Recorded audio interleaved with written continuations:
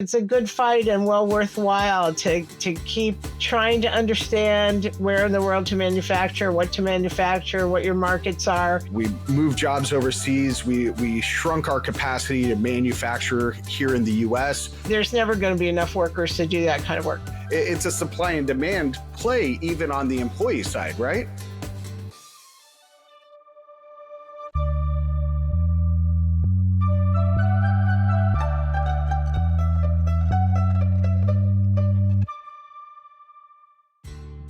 MedDevice Boston is your go-to medtech sourcing and education expo, September 30th through October 1st at Boston's BCEC. Engineered to advance the next generation of medical device innovation, this event unites 200 plus suppliers, 1,500 plus attending professionals, and OEM decision makers in the number 3 medtech hub in the US. Explore everything from 3D printing and AI to materials, regulatory tech, and contract manufacturing, all under one roof. Visit meddeviceboston.com to register and plan your visit. Links in the show notes. Rosemary Coates, welcome to the Manufacturing Culture Podcast. How are you doing today? Great. I'm doing great. Thank you. We have had this on the books for quite some time. I'm really excited to talk with you about your background, your story, your journey, how you got into doing what you do. But before we get to there, I ask a couple of icebreakers, and I don't even know if I shared this first icebreaker with you, so this could be a big surprise to you, unless you've listened to the last couple of episodes of the show. Rosemary, if your life were a movie, what genre would it be? Who would play you? And what would be the opening scene? Oh, wow. Yeah, that's a surprise. Probably adventure would be the genre. Character, Superman. I like it. All right. Yeah.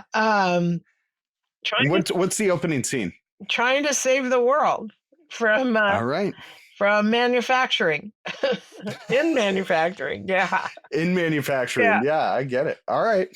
And I love to ask that question because it paints a picture of who our guest is for the week, right? Who is Rosemary Coates? Without saying, who are you, Rosemary Coates? And so it's an action. You're a superhero like Superman, and you're starting the movie out by saving the world. And just knowing you, the brief moments that I've known you, I'm fairly certain that's a accurate description of who you are. So excited to have this conversation with you, Rosemary. We are on the Manufacturing Culture Podcast. I have to at least ask one question about culture itself. This is a question I believe that I told you I was going to ask. What does culture mean to you? Not in like a textbook definition, but to you specifically, what does culture mean? Yeah, I think, over the years, I've done so much international work. I think culture involves the world of manufacturing for me. I mean, I'm up to my eyeballs in manufacturing. So, helping companies evaluate their manufacturing strategies, their global manufacturing strategies, I think is where we're at right now. And helping companies also fight for the rights that they have as a manufacturer. As you know, Jim, I do a lot of expert witness work also, and it's always involving, global supply chain on some level or another. And I think that it's a good fight and well worthwhile to keep trying to understand where in the world to manufacture, what your markets are, what are the current trends. It got way more complicated in the last 10 years or 15 years than it ever was before. And so it makes it more interesting as well as complicated. Yeah, absolutely.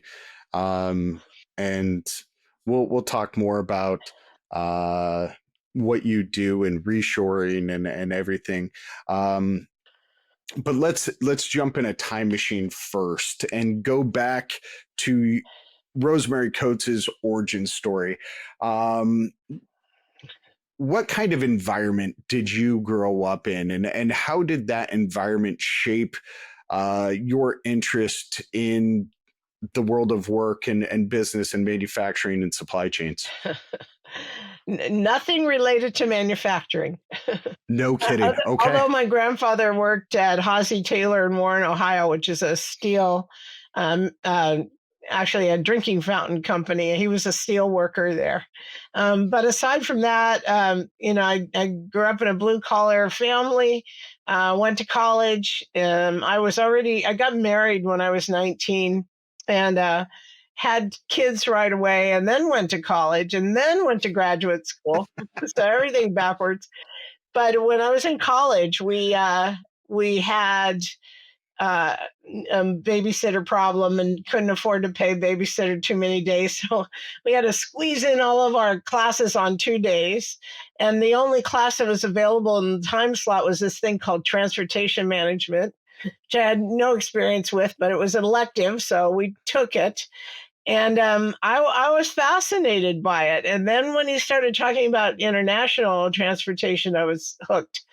So Okay. from there, I got an internship job with a freight forwarder and customs broker and learned that business. And then after graduation, I was recruited by Solar Turbines in San Diego. They make gas turbine engines. And I got my broker's license while I was there and went from there to a defense contractor. And while I was working there, I got my MBA in finance and operations management. And then after graduation there, I got recruited by Hewlett Packard. So I moved to Silicon Wow. Valley, and I've been in Silicon Valley ever since. Worked for HP for a while, then was recruited to the big consulting world, and I've essentially been in consulting ever since. So I've had my own consulting business. I work for KPMG, the big companies in consulting, Hmm. then decided to strike out on my own, primarily because I wanted to focus on China, and that was the early 2000s. And that was because all my clients were going to China. Um, you know, and it was fascinating to me. I really wanted to do international work. And so I left. I had done quite a bit of work already in China and around the world. And so I left and started my own company and wrote a book called 42 Rules for Sourcing and Manufacturing in China. That was a bestseller for a while. And Congratulations. yeah, since then, I've written 5 books altogether on global Wow. supply chain management. So, but been ever since then. I've been in doing global supply chain consulting work.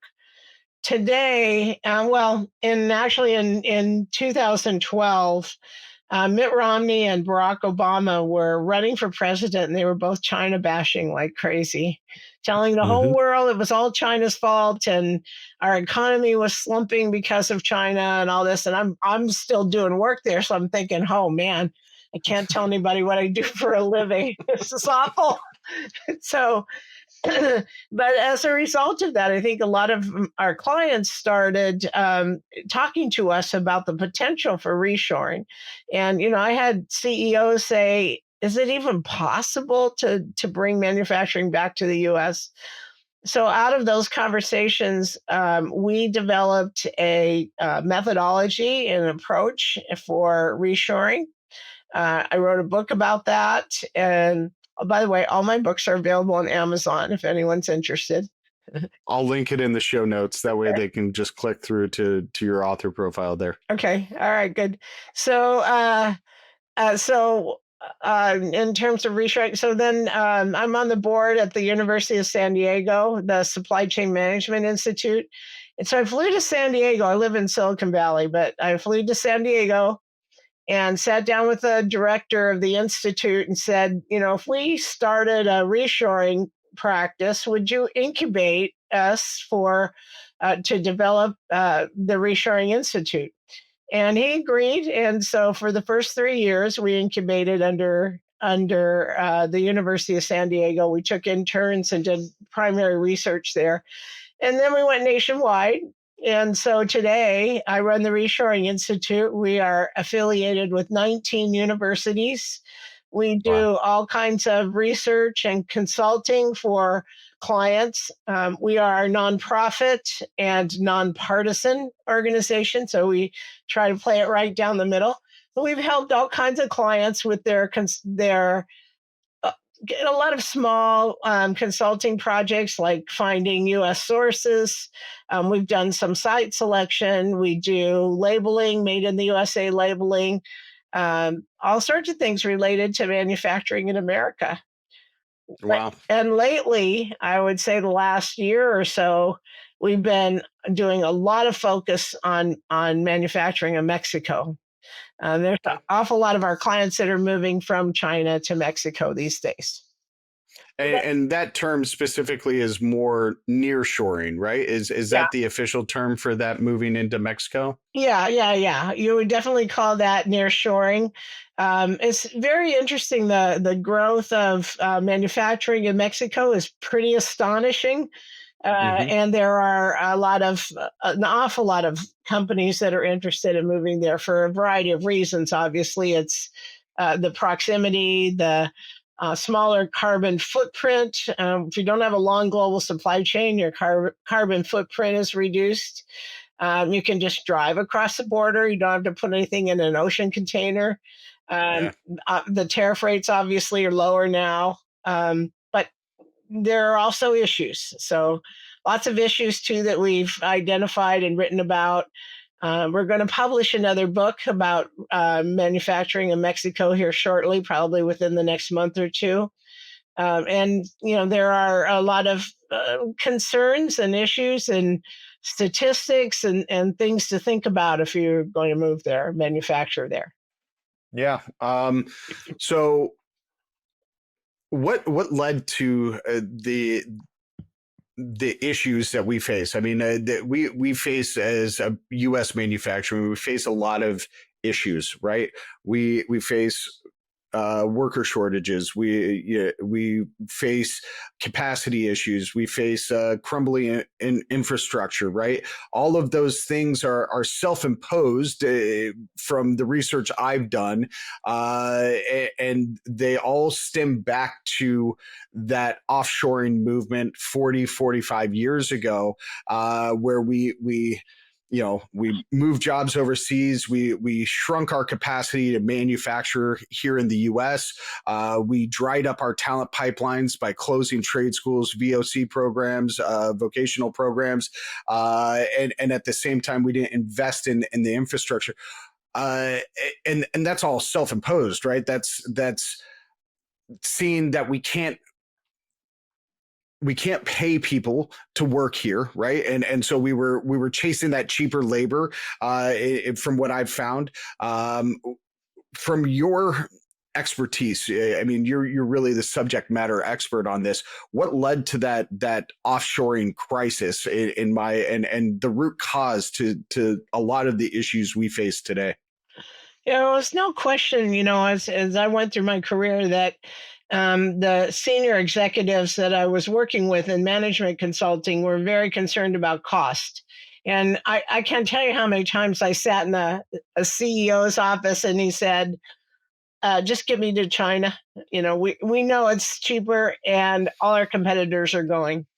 And because I knew how to do that and I was an expert in it, I got a lot of work. I was very busy for a number of years, just moving people and closing factories in China, in the U.S., and moving all of that stuff to China. And it was really just based on the very low costs of labor and the low cost of operations, not just labor, but Sure. overall, the operations cost was lower, and it just made economic sense to do that. And then also, the competitors were there, and people loved going to China and having big banquets and stuff. There's a lot of that going on too. Um, Sure. but I think the same decision today is far more complicated. Now executives are dealing not only with cost, but also with geopolitics, with Mhm. environmental issues. As I was saying, the carbon footprint is smaller when you manufacture closer to your markets. There are certainly political issues. Now we've got to deal with tariffs. I mean, these are big complications in making that decision. And I swear, these executives got a lot smarter over the last few years. Um, the kind of decisions that they're making are much more complicated, thoughtful, and involve a broader range of people in their own organizations, not just the finance guys that are saying, let's get our costs down. I mean, Yeah. today it's a different kind of decision altogether. So because these are self-imposed and it's been 40, 45 years of self-imposed action that have led us to this point. Even if we were to reshore every bit of manufacturing that we had, we don't have the Yeah, capacity. Am I wrong? I mean, we don't have the talent yeah. pipeline, we don't have the capacity, we don't have the infrastructure. So how do we reshore in a smart way to make it viable and not something that then disappears again? Because the first time around, we created a lot of generational trauma when we ripped jobs out from underneath people. And that created a sense of, hey, I don't want to tell my grandson to go work at a chip fab plant here in Arizona, because I remember in the early 2000s or late 2000s when those jobs got ripped away. Yeah, so, we like to say this is not your grandfather's manufacturing. Uh, Yeah. it's not steel workers. Like my grandfather used to come home from work and he was dirty and smelly and had grease under his fingernails and it was gross. Manufacturing doesn't look like that anymore. It's more Right. sophisticated and you have to know how to operate a computer, and it just is completely different. But in terms of what's coming back, so despite what our politicians say, the reshoring is just a trickle. I think Yeah. it's built a little more. We have a lot of clients that are interested in domestic sourcing of parts and raw materials. That seems to be growing. There are companies that are making decision to stay here. But to think that the 23 cent an hour T-shirt production or the 8,000 person assembly line making iPhones is coming back here, no way, no way. So, first of all, we don't have the workers. I have two granddaughters that are teenagers, and I've been to lots of factories in China where there are these teenage girls sitting on plastic stools for 10 or 12 hours a day assembling electronics. Um, First of all, we never had that kind of manufacturing in Yeah. America. Never. Even Yeah. garment manufacturers in the 20s and so forth never looked like that. So to say it's coming back, it never was here. Secondly, my granddaughters and teenage girls in America are not going to go to work like that. Our culture doesn't support it. And you can't imagine that that's going to ever happen. So we're not getting that kind of low level, mind numbing assembly work in the US. Yeah. So that's number one, is we don't have the workers for it. And there's no intention of having workers here that are going to do that kind of work or pick strawberries, or there's been a Right. lot of studies about that sort of thing. And American workers don't last in those kind of positions. We don't have the guts for it, right? Yep. So that's number one. So we're always, there's never going to be enough workers to do that kind of work. Number two, we don't have the factories. We would have to build a lot of factories. And I talked to an investment banker in the energy sector a couple weeks ago. He called me. He had read something that I wrote. So I write for Supply Chain Management Review also, and he had read an article that I wrote, and he said, really, do you really think manufacturing is coming back? And I said, no, I really don't. I mean, I think it's going to be a trickle, not a tidal wave. And he said, well, that's good because we do not have the energy infrastructure, the grid infrastructure to handle that much manufacturing. He said, you can build plants all day long, but if there's no electricity, the grid can't support it. Even if they generate their own electricity, the grid won't support it. He Yep. said, it won't happen. It can't happen because of that. And he said, it might be 10 or 20 years before we rebuild the grid enough to handle more manufacturing. So that was another aspect of it. And then lastly, I would say the cost. So one of the first things that we do when we're working with the client is to evaluate their bill of material and understand how much labor is in their costed bill of material. Mhm. And if the labor costs are more than 50%, then we kind of stop and say, you should be manufacturing in a low cost country, where there's a lot of Yeah. workers. So that's the first thing, is doing that kind of analysis. Now, if you have a fully automated operation and there isn't so much labor, then you have more options, potentially in the US even. So let me give you an example. If you're a manufacturer of shirts, men's shirts, and you sell to Walmart and Target and on the low end, so you're making thousands and thousands of men's shirts. And that, if you think about manufacturing those shirts, there's a lot of issues there, of course, with the Uyghurs and so forth. But if you're manufacturing shirts, you're going to have a lot of labor, right? You're going to have a Yep. lot of people sitting at sewing machines making men's shirts all day long. Yep. However, if you make the textiles that go into that shirt, textile production is 100% automated. There's nobody weaving cloth for shirts Sure. anymore. And so that's a completely different manufacturing profile. So we see some textile production coming back to the Carolinas, for example. Places that Mississippi, Alabama, places that have a relatively low cost profile for manufacturing. With a fully automated plant, it's golden, right? You can Yeah. operate here. So you have to understand your product. You want to know how many workers you're going to need. You have to understand the cost profile. You need to make these kind of decisions based on what it is that you're manufacturing. It's a smart decision. It's not one size fits all. You may be thinking, why do I need to attend Med Device Boston? Because you're going to do more than browse. You'll build your pipeline. You'll see, you'll touch, and you'll engage with innovative solutions from 200 plus suppliers while participating in hands-on workshops, expert-led education sessions, and curated matchmaking, all engineered to accelerate your projects. Whether you're solving design, regulatory, or production challenges, Med Device gives you key conversations, timely insights, and the tools to move forward. Med Device Boston.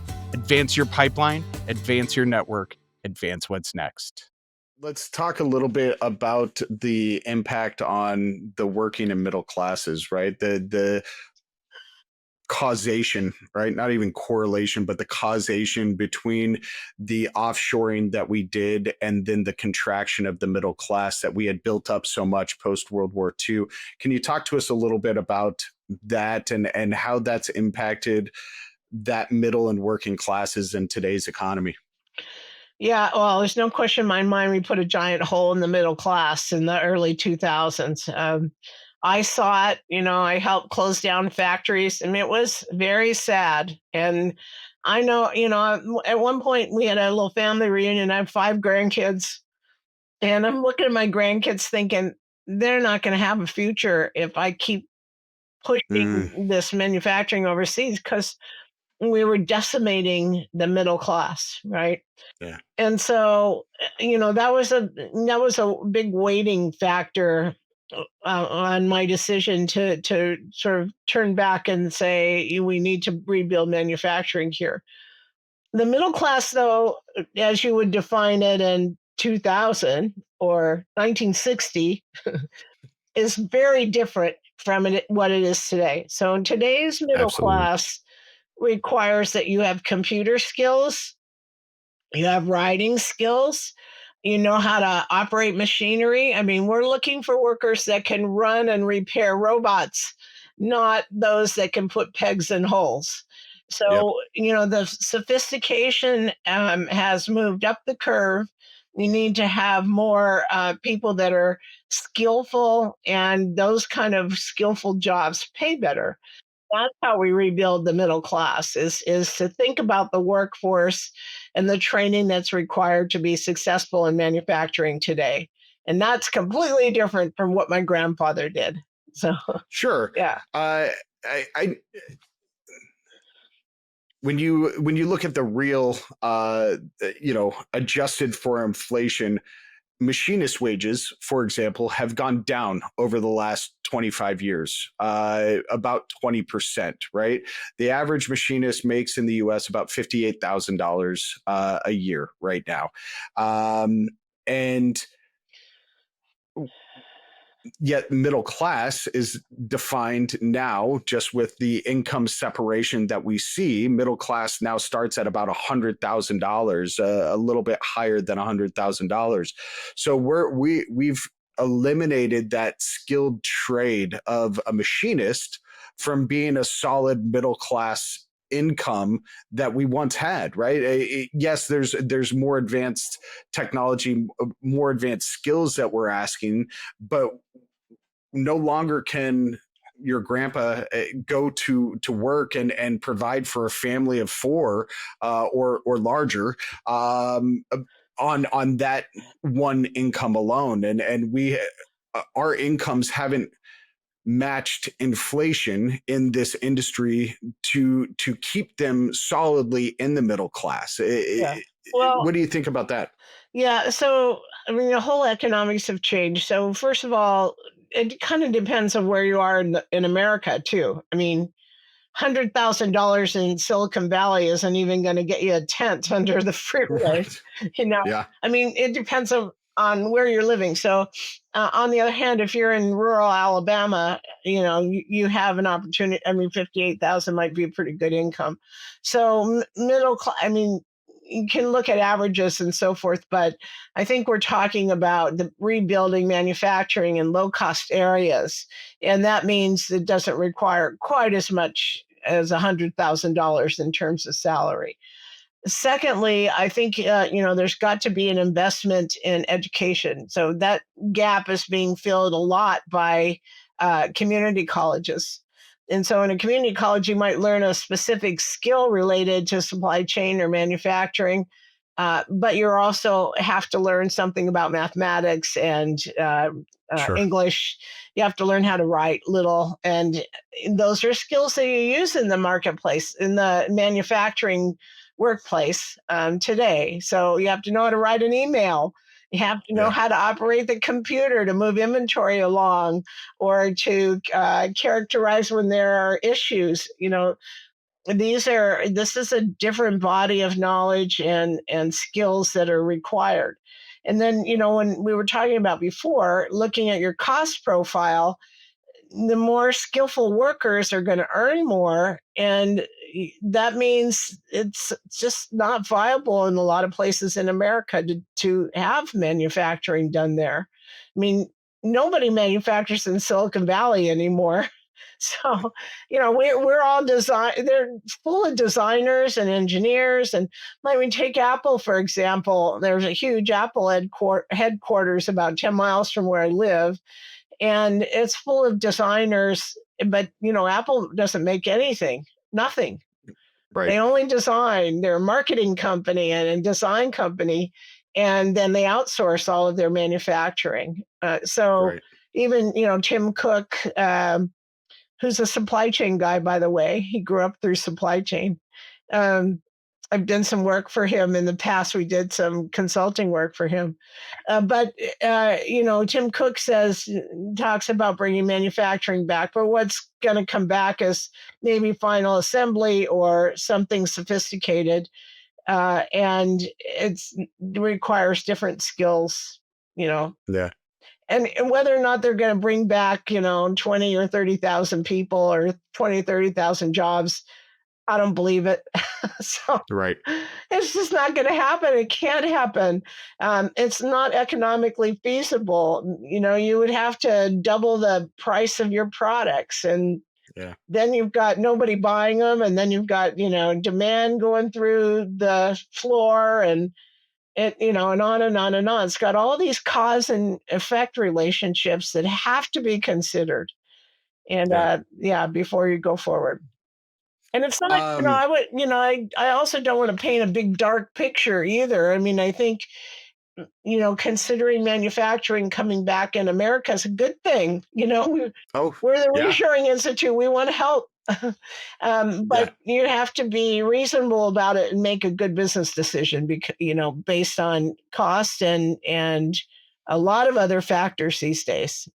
Yeah. And uh, to that point, I mean, and going back to the middle class and the advances that we have made, although haven't matched inflation, the advances we have made in wages uh, would be diminished if we truly filled that skills gap, right? If we were to fill that skills gap pipeline with the 2.3 million workers that we're going, or machinists that we're going to need, if we fill that pipeline, that 27, 30, $35 an hour that we're able to pay now isn't even that anymore. It's lower because we have, it's a supply and demand play even on the employee side, right? Right. Right, absolutely. You're absolutely right. I mean, you have to think through these complicated economic profiles to understand what is appropriate to come back and what isn't. And I think that's one of the reasons why Mexico is so attractive. So, you know, we did a labor study a couple months ago when we compared 10 different job categories in 12 countries. So we took jobs like machine tool operator, manufacturing supervisor, and we compared those jobs costs in 12 countries. And what we found was and China is, first of all, no longer a low cost country in that regard. It's just not. The labor wages have gone up so much that they're kind of in the middle of the pack. On the Okay. high end, it's the US and Europe essentially, and then on the low end is out of the 12 countries we looked at, and there are others, but it was Vietnam and India and Mexico, especially central Mexico. So in central Mexico, there's some of the lowest wages in the world. And Wow. so, yeah, I mean, it's kind of ideal, you know, geographically, if you're serving the US market. Mexico is an ideal place to manufacture because of that, especially central Mexico. Um, their border cities too are more a little bit more expensive, and then you're dealing with other issues like crime rate and so forth. How much does demographics play into that, right? Because you know, China's population isn't growing. It's actually contracting, working age population, right? So again, it's a supply and demand thing. Whereas India, Vietnam, Mexico, Central Mexico, we're seeing a larger influx of working age population. So does demographics play a large role in that whole concept? Yeah, absolutely. You're right on. You're thinking about all the issues that are now need to be considered when you're making that decision. So Vietnam looks quite attractive, but they only have 95 million people in Vietnam, and they're sort of full up. I mean, just try to find a factory in Vietnam these days. They're full. Can't do it. You can't do Okay. it. So, you know, so that's an issue. India, of course, now we know there's a 50% tariff on stuff coming from India. Lots of people there, a lot of low cost manufacturing for sure. They speak English, so that's helpful. There are all a lot of things there. The downside is it's 2 weeks longer by ocean to come from India than it is China. And that's 2 weeks worth of inventory on the water. So now you got to account for inventory carrying costs and Yeah. issues like engineering changes. You know, what are you going to do if you make an engineering change because there's a safety issue or something, and you've got, you know, $1 million on the water coming this way? that's going to be bad product. I mean, there are all these kind of complicated global issues because of that. And so, there's it just has become really complicated, and there are so many variables that need to be considered when you're making that decision. I yeah, I can only imagine, and I love hearing your take on all of this. Rosemary, usually this is more of a profile interview, but this is a topic that I'm very passionate about. So I haven't asked you as many questions about you as I'm used to. So let's get back to Rosemary a little bit. Over the course of your career, has there been a moment or moments where you've doubted that you're doing the right thing? I mean, you talked about those early 2000 years, right? Talk to us about some other vulnerable moments in your career. Yeah, for sure. So I definitely love the consulting world. I always felt when I was in industry, there wasn't enough. I do a job like at Hewlett Packard. Hewlett Packard was a wonderful place to work, and they would move people along pretty quickly. So after you're in a job a year or so, then and they would try to move you to another place or a promotion, or so that you got a wide variety of education and training, so that prepared you for higher levels of management. But what I found was after about 3 months, I was bored. I mean, once I learned how to do the job, I'm like, okay, you know, so when I moved from industry into consulting was a whole different game changer, because for me, I was working on a lot of different projects, a lot of industries, cross industries. And one day I'm working on a trucking company, and the next day I'm working on a food processor, and so it was a lot of learning and a lot of different kinds of problems to solve.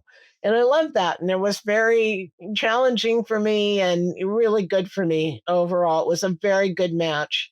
And so I stayed in consulting. I've been doing consulting for 30 years. So that was one significant change where I found a home finally that Yeah. appealed to me and seemed to work for me. And I like the management consulting aspect of it, where you're helping set strategy based on analytics and what's happening in the marketplace, and that strategic direction I think is quite important and quite interesting. So that was one. The other was the big change was, well, there are two more. The big change was the 2012 election, like I said, Mm-hmm. where, I was starting to feel guilty about moving all this stuff to China. I mean, I got really good at it, but you have to like build a hard shell and say, well, I'm hurting people's lives in America. And it really started to get to me. I just thought, this is not the right thing to do. It just isn't. Yeah. And so at that 2012 election, when Barack Obama and Mitt Romney were China bashing, was a big turning point for me, thinking, yeah, they're kind of right. And can we help bring manufacturing back? Yeah. So that was a switch for me. And when we started with the Reshoring Institute, when we founded the Reshoring Institute. So that was another one. And then finally, I think I stumbled into expert witness work quite by accident. So my colleague, we were on a phone call in a consulting company, and my colleague mentioned that he had done computer expert witness work, and he said, he'd never done anything like that, and he got a call from an attorney, and could he help with this case and evaluate what was going on with this computer system. And so I'm listening on the phone going, that sounds interesting. How did that happen? He said, I have no idea. They just called me.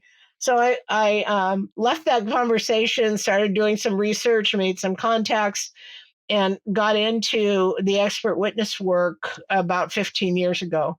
And that Wow.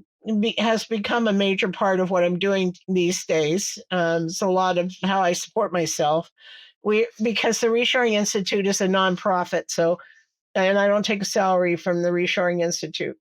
So that's my passion. But the way I pay my bills is through expert witness work, which I find fascinating now. I mean, not only is it take everything that I've learned over my entire career, because these cases involve a lot of detail. You have to do a lot of investigation about what happened and, form opinions and so forth. But in addition to that, I may come up with a body of opinions, 10 opinions about what happened, say, for example, and I have to write about them. So I write an expert witness report. And then the attorney will come back and say, well, that's nice, but we're not pursuing the case that way, right? We're going in Okay. this direction and we think we can win on these items, or, so there's the facts of the case. There's a lot of reading to do. I read on average about 3 or 4,000 pages per case, and Wow. and legal writing, which is very special. I mean, it takes a lot. It's very difficult kind of writing. You have to be very careful about the language you use and the things that you're saying. And then this overlay the strategy of the case, how the attorneys think they can win the case. So Hmm. it gets very intense and complicated. Then, I do depositions on each case. So after I form an opinion, then the opposing counsel gets a chance to take some swipes at me. That's hard. That's the hardest part is I the bet. depositions.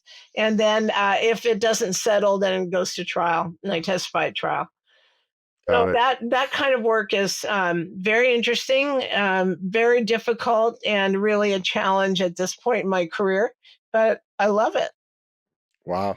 That sounds really cool. Actually, my wife works for a law firm as a legal research analyst, so she does a lot of reading of those special legalese writings that you're talking about, and helps attorneys and expert witnesses formulate their pathway to success. So. I get that, and but you're the first person I think I've ever talked to that is an expert witness. So I love that. That's welcome to being the first on the Manufacturing Culture Podcast. Well, I think part of the reason why this is interesting for me is that an awful lot of the work I do has to do with China and imports of products and disputes between Chinese manufacturers and the U.S. buyer. And I'm kind of unique in that way. I have this unique experience. And so it makes me kind of a perfect fit for a lot of these kind of cases. Yeah. But there's I wouldn't say it's easy. It is very difficult. It is the most challenging kind of work I've ever done. So Yeah. Wow. So when you look at the next 5 to 10 years, what are the biggest opportunities for U.S. manufacturing? I think so. The biggest challenge and opportunity is for companies to rethink their global strategy. And that, we would love to bring manufacturing back as much as possible, the sophisticated manufacturing. But I think companies have got to make their own individual decisions based on where their client base is, where their customers are, what kind of automation they can introduce. I mean, now, as I was said before, this is a much more complicated decision, decision than it ever was before, in the past. I mean, now this decision involves a lot more variables that have to be considered. And so I think going forward in the next 5 to 10 years, you're going to see companies that uh, will look at a global manufacturing strategy. A lot of them, I think, will now go to contract manufacturing so that you can move products around the world. If you have a contract manufacturer like Flex, for example, um, or Sanmina or Jabil or any of those, they have multiple locations around the world. So, Yeah. potentially you could move. They don't always manufacture the same in every location, but potentially you could move manufacturing out of China to Mexico, or, I don't know if you saw the news, but Flex had a electronics factory in Lviv, Ukraine, that was bombed last week. No kidding. I did not see Yeah, that. yeah. Wow. So they actually bombed an American The Russians bombed an American factory, which is just sort of astonishing. Wow. Surely they knew it was an American factory. Yeah. But at any rate, there are places around the world where these big contract manufacturers have established manufacturing to not only serve the local market, so maybe serving Europe from Ukraine, or serving all of Asia from Vietnam, or something like that. So thinking that strategic pattern and how you Hmm. can learn to be flexible. So I think that's one other aspect. And then you also have to understand the climate change. You know, you got to prepare for potential wildfire or a hurricane or tornado, or wow, everything is sort of happening at once. Flood, Yeah. um, and you need to be prepared and flexible enough to turn on a dime and start manufacturing somewhere else if you have one of those issues.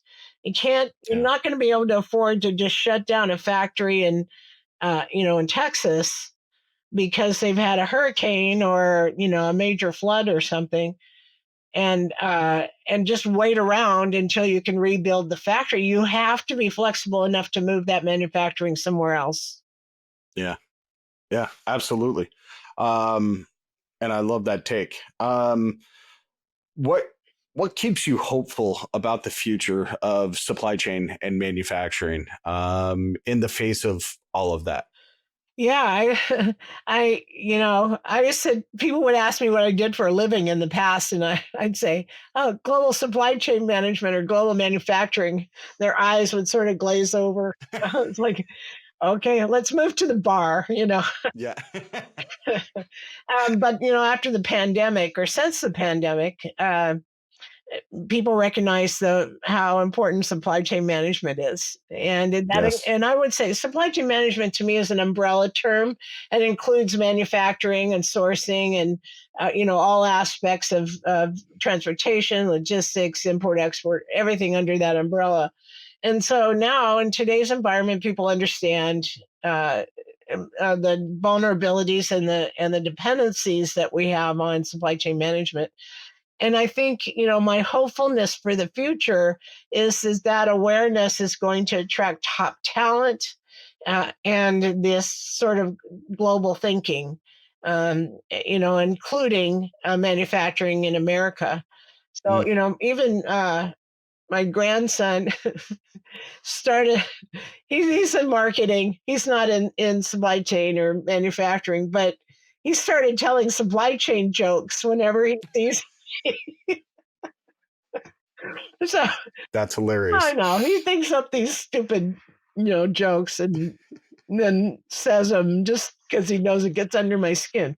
But, but that I think is hope for the future, and that's because Yeah. people, especially young people, now have an understanding of supply chain and how important it is. And I think we'll Yeah. see more focus in that regard, and maybe more jokes. I Because, love it. Rosemary, I mean, we spoke 30 minutes about something that we were both passionate about. Again, I apologize. I only asked you like 14 minutes worth of questions about you, but this has been an awesome conversation. What didn't I ask you that you want to share with the audience? oh boy. Well, thankfully, you didn't ask about tariffs. So I'm a whole rant about tariffs. But I think Do you want to talk about tariffs? well, I think it's a little overdone. Everybody's talking Okay. about tariffs, and of course, the elimination of de minimis is going to have a big impact also. So Yeah. that's an elimination of easy and free imports under $800. That was shut down officially in August. Mhm. So, that's going to have an impact on costs. And I think that's kind of the front and center for the next few months, because just think about how many companies are sourcing even products overseas, small parts, small engines, all kinds of replacement parts that are less than $800. Now you got to pay a fee, and they're not free, and it takes forever. It's going to take weeks instead of days. So all these kind of things. It's not just Shine and Timu. We have a big industrial piece of imports that are going to be affected by this. And I think that's going to cause some disruption in scheduling and Mm. certainly an increase in costs. So Yeah. tariffs are a tax. One They final sure story. are. I was in the market for a new car, and I've been test driving all kinds of models, foreign and domestic, for 3 months, and finally settled on an Audi. Okay. And so we were trying to do the deal, and the salesman says that I wanted a blue Audi with a white interior. And the salesman said, "Well, we don't have one on the lot." And he said, "I can look around, see if there's one, that we could trade with another dealer locally or in the region, or you can get one in a day or two from the Port of Oakland." He said, "We have these cars in storage at the Port of Oakland, and we can import it and get it to you like by Monday." And I'm like, "Okay." And he said, "Problem is, the domestic cars are not subject to the tariff. They've already been imported, those that are already on lots." He said, "If we take the one from Oakland, it's exactly the same model, exactly what you want, same features, everything, except it's $12,000 more." I'm like, I've been dealing with tariffs for months, and I was shocked. I mean, I'm like, it's exactly the same car, exactly the same features, everything. And that's because of the tariff on the car. So not only was it $12,000 more, but then you pay tax on the total. So the Yes. tax is a few $1,000s more in sales tax, and your insurance is based on the value of the car. So your insurance cost is more. I mean, everything. I was just astonished. Yeah. Fortunately, they found one in the region, and I didn't have to pay that extra. But wow. Wow. I mean, the tariff alone is more than my car cost. I drive a 2016 Honda Fit, and it is not valued at $12,000. Okay. So that's astronomical to me. That's just a tax on the consumers here. And Absolutely. I mean, for no yeah, reason, right? yeah, I mean, why should I have to pay $12,000 more? It's just, yeah, yeah, big tax, and $12,000 plus more in, I get taxed twice. So once yep, on the tariffs and once on the sales tax, right?